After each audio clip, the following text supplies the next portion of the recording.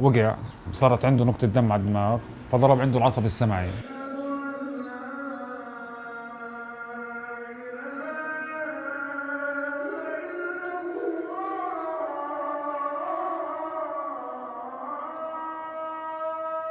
بده عملية زراعة قوقعة.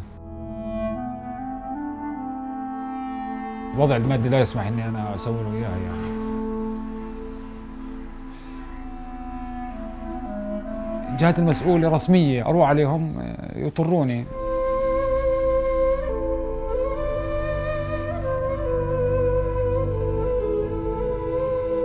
في كمان ناس كبار يعني معهم مصاري اروح عليهم فكرني جاي اشحد على الولد، يقولوا لي خذ هي 5 دنانير. يعني انا مش جاي اشحد. خلص انا الولد يعني بعديها يئست، يعني قلت خلص من رب العالمين، يا بيجي ناس يساعدوني فيه، يا بضل زي ما هو هيك. السلام عليكم، كيف الحال؟ أبو إبراهيم، أهلين، أيمن الزيود.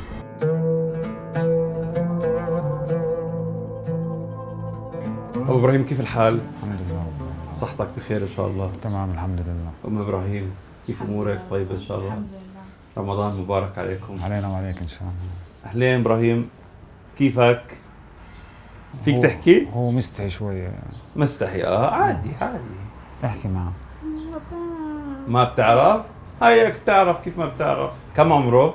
10 سنين. 10 يا إبراهيم؟ أوكي. طيب أبو إبراهيم أنتم من غزة بالأصل؟ نعم عم من غزة. خذونا شوي بالأيام لورا هيك، شو صار مع إبراهيم؟ يعني هو وقع على راسه من ورا من هون. كم كان عمره؟ كان عمره 4 سنين. كان يعني عنده السمع، يعني كنت احكي معه واخوانه كانوا يحكوا معه، يعني عنده نطق، يعني انك انت بتقدر تحكي معه بيقدر يجاوبك على شغلات، يعني هو حافظها، يعني اللي كان يسمعها وكان يحكيها. لما وقع صحي عادي كان يحكي وكان لا بس كان عنده شوي يعني عدم توازن. عملوا له صورة للدماغ عملوا له كل صورة هي معنا. وشو صار معه؟ شو صار؟ صار عنده ضرب عنده العصب السمعي يعني بالدماغ. بالدماغ. نعم صارت عنده نقطة دم على الدماغ، فضرب عنده العصب السمعي. يعني مثل نزيف صغير ضرب العصب السمعي. العصب السمعي. فصار عنده من اثر الوقع انه يعني هيك صار معه. كنت انا اول شيء حاطه في الروضه، فالمس صارت تقول لي اني بنادي عليه لابراهيم، قاعد في الزاويه ما بردش علي بيسمعش علي، فشوف يعني انت شو ماله. فرحت على مستشفى البشير اراجع فيه، فقالوا له انه عنده السمع خفيف. اول شيء بالبدايه قالوا لي انه خفيف بيحتاج لسماعه.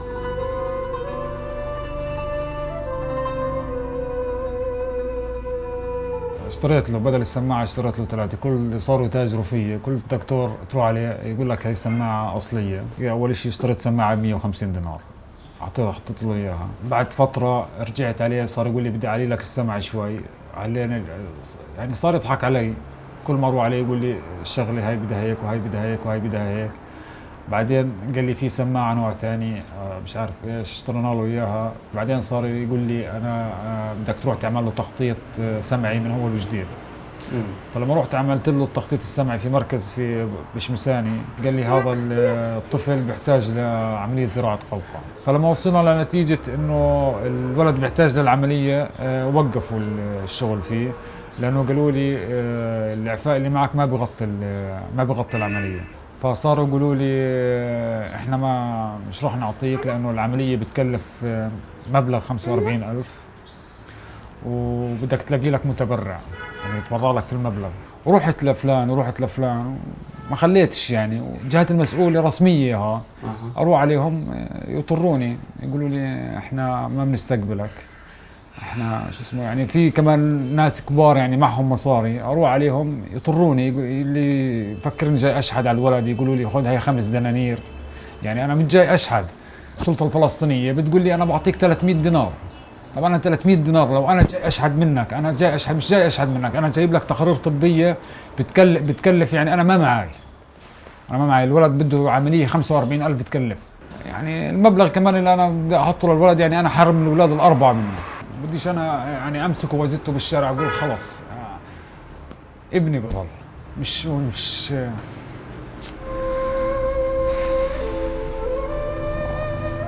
السماعة.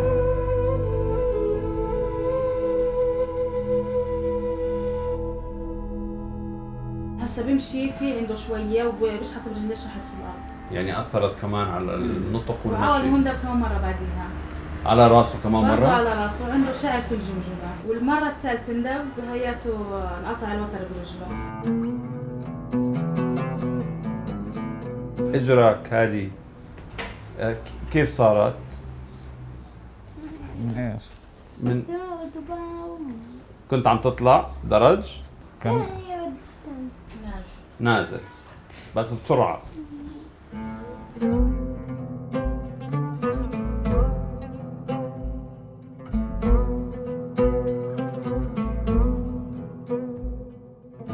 هو بيروح على مدرسة خاصة مدرسة الأمل للصوت، للسمع والنطق.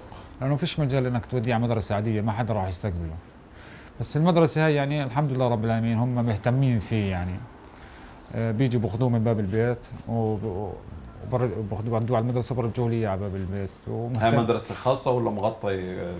لا هاي عن طريق الحكومة يعني. طبعا هو الولد في المدرسة الحمد لله رب العالمين شاطر، والمس مبسوطة منه يعني. هو يعني هو أشطر من إخوانه يعني، اللي بيسمعوا عندي مش شاطرين قد ما هو شاطر في المدرسة. ما شاء الله. إبراهيم أنت تحب تسمع؟ إن شاء الله.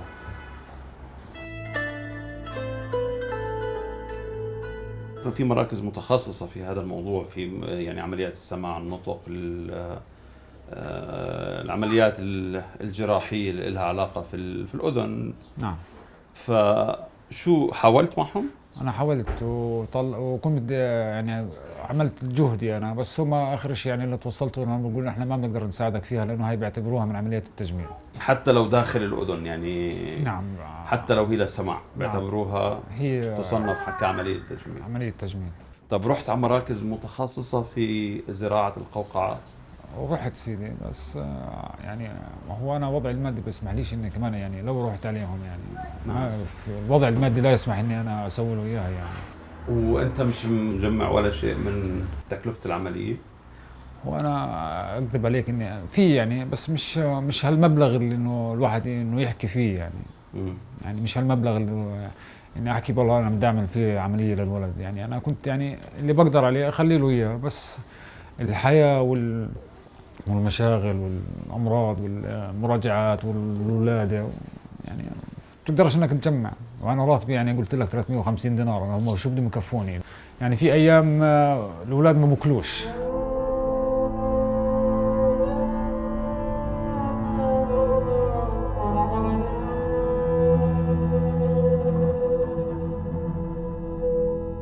انا رحت في مركز في برضه هو نفسه بالشمساني، انا لما عملت عنده فحص فهو قال لي انا بدي ابعتك على مركز السمع. رحت عند المركز نفسه، فقالت لي البنت انت اعطيني اسمك وانا بحطه باللائحه عندنا، واذا اجى متبرع او اجى حدا يساعدنا بحكي معك تلفون ونتواصل معك احنا.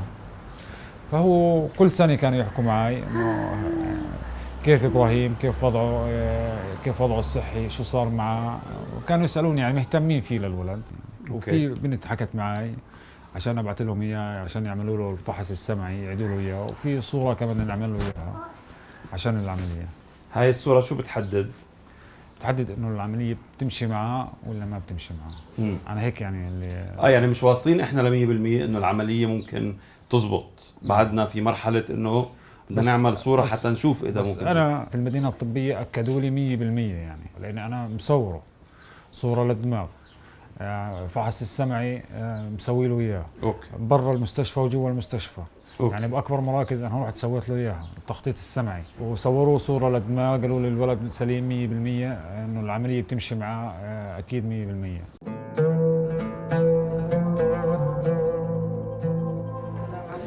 وعليكم السلام. أهلين حجة، يا حي الله، كيف الحال؟ الله يرضى عليك. أهلين. الحمد لله. أمه لأبو إبراهيم. أبو إبراهيم. نعم. إحنا الآن في حالة عملنا صورة للدماغ، والصورة هذه طلعت نتيجتها إيجابية وإنه إبراهيم مؤهل إنه يعمل هذه العملية. نعم. هل أنتم مستعدين تعملوا العملية خلال يومين؟ إن شاء الله. بتفوتوا عملية؟ نعم. بتفوتي ابنك عملية؟ ان شاء الله. خير إن شاء الله. معاه مصاري جوزك؟ لا. خلاص طيب الواحد يكون صريح. أنا بدبرهم، مش أنت بتقول لي الأربعاء؟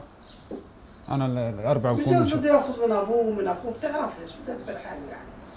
اما والله هو ابني يشهد على ما معاه ولد ولا ها.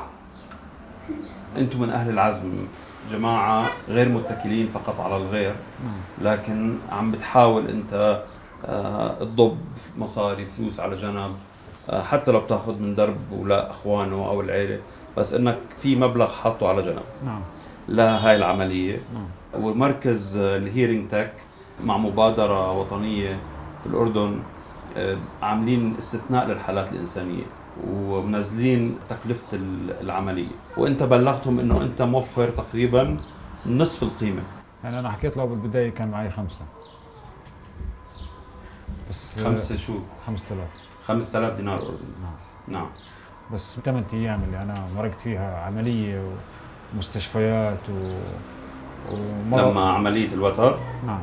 مستشفيات ومشاكل ثانية يعني صارت معي، يعني راح منهم يعني، واللي صفى معي أنا على الكامل يعني كلهم هسه بالوقت الحالي هم 3، يعني ما نضر ولا أضر أولادي. نعم. يعني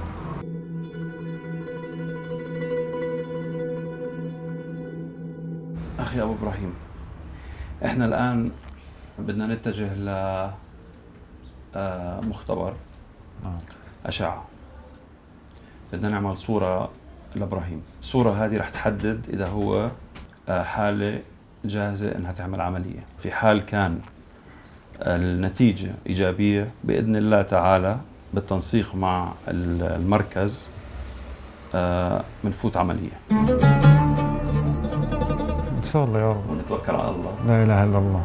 وش رأيكم نروح سوا على المركز نعمل مركز الأشعة ونعمل الصورة؟ توكلنا معنا. شو إبراهيم؟ نروح بالسيارة؟ نعمل صورة؟ أوكي؟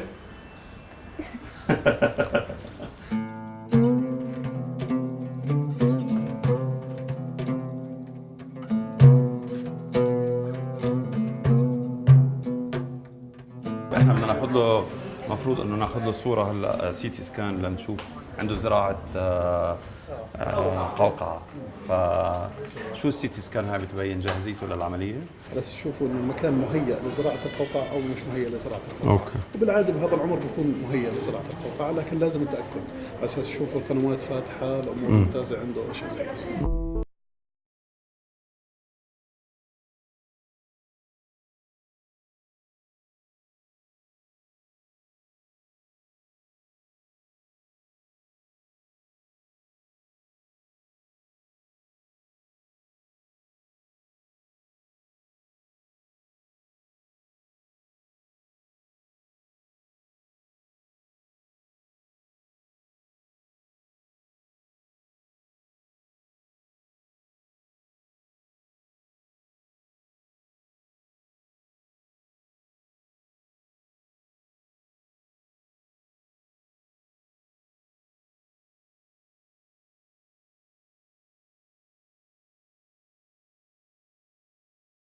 موجود هون.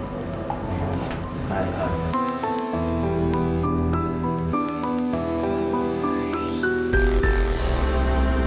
حبيت فيك انك انت ما فقدت الامل، فما تفقد الامل. خلي عزيمتك مثل ما هي، عزيمتك قوية.